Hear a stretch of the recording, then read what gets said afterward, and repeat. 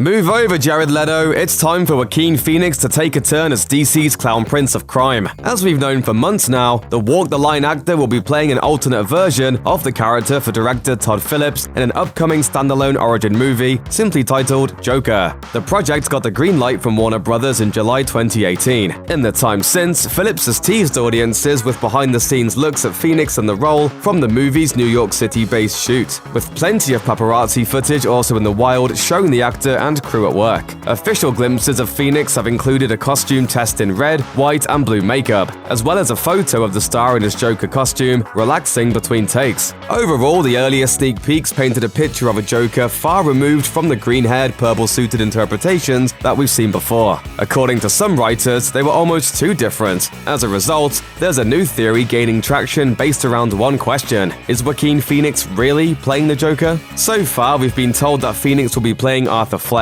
a stand-up comedian who loses his temper, sanity, and grip on reality after bombing with audiences and failing to launch a legitimate career. The idea goes that Fleck's agent of terror isn't the Joker, but is instead a predecessor of the Joker, an inspiration for the character we're more familiar with. Writing for Cinema Blend, writer Adam Holmes argues that Arthur is not the Batman rival that we know, but rather a mentally unhinged man who inspires the real clown prince of crime later on. Holmes grounds his theory in the fact that Phoenix's Joker movie is set to feature a middle-aged Arthur, a young Bruce, and a still-alive Thomas Wayne existing in the same world at the same time. At least, that's what the situation looks like, provided that flashbacks aren't a big part of the movie's story. Based on the casting of Dante Pereira Olsen, the young Bruce Wayne is likely between the ages of 8 and 12 years old, with parents who haven't yet been killed. Arthur, on the other hand, is assumed to be roughly 40 to 45 years old. It's an age gap that raises serious questions about the potential rivalry between Batman and the Joker. If the movie's Bruce grows up to be Batman like we expect, Phoenix's version of the Joker could be upwards of 70 years old by the time Bruce starts his career as a caped crusader. Historically, Batman and the Joker have been major influences on each other, serving as each other's polar opposite. One is an agent of order, the other an agent of chaos,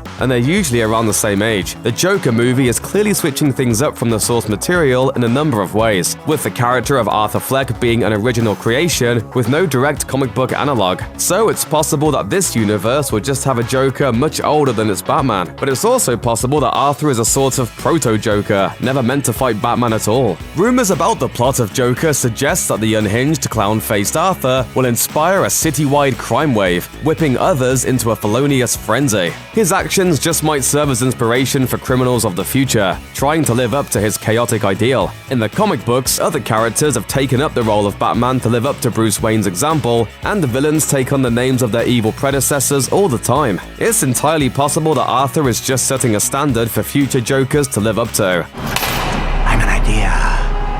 Adding fuel to the theory is the fact that this interpretation of the Joker has existed before, recently getting play in the Fox TV series Gotham. There, the Joker is represented by the villainous twin Valeska brothers, who play Joker-like psychopaths without ever adopting the name Joker on screen. For several seasons, Gotham's agent of chaos was Jerome Valeska, an unhinged and nearly unkillable psychopath. When Jerome was finally dispatched for good, his brother Jeremiah promptly took over, playing a more cold and collected version of the Clown Prince of Crime. The idea of multiple Jokers is something that's also been explored in the comic books, with examples including DC Rebirth and the upcoming Batman 3 Jokers storyline written by Jeff Johns. The Joker is a character that lends himself well to these kind of radical new interpretations, with his backstory and his name always being inconsistent. Across dozens of stories in comics, movies, and TV shows, it's been made clear that the identity of the Joker is irrelevant compared to what he represents. In that sense, maybe there is no real Joker. That's a joke, Ray. It's comedy. We'll find out for sure what Arthur's story is when Joker hits theaters on October 4th, 2019.